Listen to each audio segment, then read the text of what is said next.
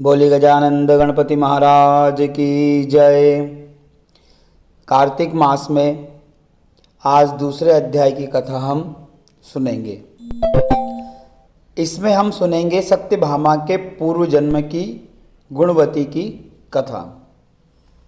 श्री कृष्ण भगवान बोले, हे प्रिय, गुणवती ने जब राक्षस द्वारा अपने पिता और पति का मरण सुना तो अत्यंत रुदन करते हुए विलाप करने लगी। हे स्वामी, हे पिता, आप मुझे छोड़कर कहाँ चले गए? मैं आपके बिना क्या करूं? अब मेरे भोजन वस्त्र का प्रबंध कौन करेगा? कौन मेरा पालन पोषण करेगा? मेरे पास तो कुछ नहीं है और मैं काम काज करने में चतुर भी नहीं हूँ। तुम्हारे बिना मैं असहाय हूँ, मैं अकेली रह गई हूँ। अब मैं किसकी शरण लूँ? हाय, मैं विधवा हो गई। विधाता का मेरे ऊपर कोप हुआ है। मैं बड़ी पापनी हूँ। अब मैं कहाँ जाऊँ, कहाँ बैठूँ? अब मैं कैसे जीऊँ? श्री कृष्ण भगवान बोले, कुकरी के समान विलाप करती हुई, हवा से हिलते हुए केले के पत्ते की तरह कांपती हुई गुणवती पृथ्वी पर गिर पड़ी। बहुत देर के बाद होश में आई तो फिर विलाप करने लगी और शोक समुद्र रूप में डूब गई। तत्पश्चात उस गुणवती ने घर की सब वस्तुएं बेचकर यथाविधि अपने पिता और पति की परलौकिक क्रिया की और उसी मायापुरी में विष्णु भगवान की भक्ति में तत्पर होकर इंद्रियों को वश में करके शुद्ध मन से शांति पूर्वक रहने लगी। वह आजीवन एकादशी तथा कार्तिक मास के व्रत आदि का यथावत पालन करती रही। हे प्रिय, यह दोनों व्रत मुझे अत्यंत प्यारे हैं, जिनके करने से भोग और मोक्ष की प्राप्ति होती है। ये पुत्र और संपत्ति के देने वाले हैं। कार्तिक मास में सूर्य निकलने पर जो मनुष्य प्रातःकाल उठकर नित्य स्नान करते हैं वे मुक्ति को प्राप्त होते हैं।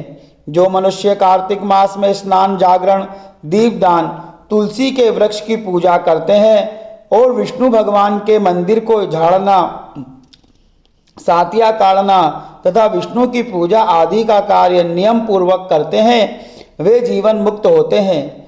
जो कार्तिक में 3 दिन भी ये नियम पालन करते हैं वे देवताओं की तरह पूजे जाते हैं और जो जन्म भर प्रत्येक वर्ष करते रहते हैं उनका तो कहना ही क्या है। इस प्रकार वह गुणवती प्रत्येक वर्ष कार्तिक व्रत और भक्ति पूर्वक विष्णु भगवान का नित्य नियम पूजन आदि करती रही।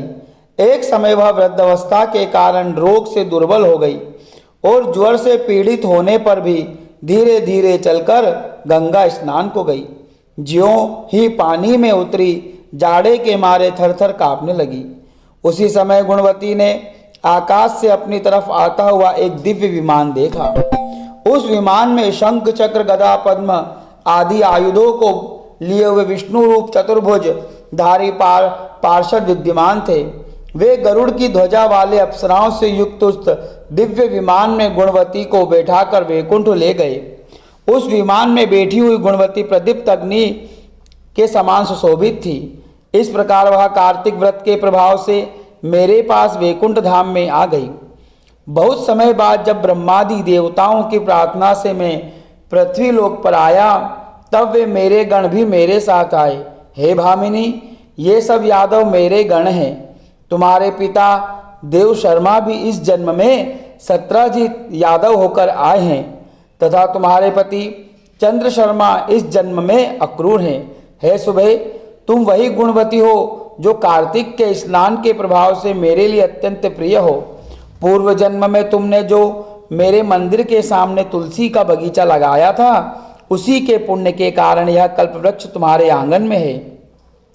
कार्तिक मास में जो पहले तुमने दीप दान किए हैं उसी के पुण्य के फल से तुम्हारी देह देदीप्यमान है और घर में लक्ष्मी देवी का निवास है। उस जन्म में तुमने जो संपूर्ण व्रत आदि पति स्वरूप भगवान को अर्पण किए थे, इसलिए तुम मेरी प्रिय बनी हो। तुमने जन्म से मृत्यु तक जो कार्तिक व्रत उपवास किए थे उनके पुण्य प्रभाव के कारण हमारा और तुम्हारा कभी वियोग नहीं होगा। इसी प्रकार कार्तिक मास में नियम पूर्वक व्रत करने वाले लोग तुम्हारे समान ही मेरे प्यारे होंगे और सदा मेरे पास रहेंगे। अनेक प्रकार के यज्ञ, दान, व्रत, तप, मन करने वाले मनुष्यों को जो फल मिलता है वह कार्तिक मास के व्रत के बराबर फलदायक नहीं है। सूत जी बोले, सत्यभामा जी अपने पूर्व जन्म का सब हाल जानकर बड़ी प्रसन्न हुई और माधव श्री कृष्ण को नमस्कार करके कहने लगी। यहाँ दूसरे अध्याय की कथा संपूर्ण होती है। आगे की कथा में हम शंखासुर द्वारा वेदों का हरण की कथा श्रवण करेंगे। बोले गोपाल कृष्ण भगवान की जय। आज दूसरे दिन की कथा सुनी कार्तिक मास की। आप सभी इस कथा को श्रवण करें, शेयर करें, कमेंट करें। जय श्री कृष्ण।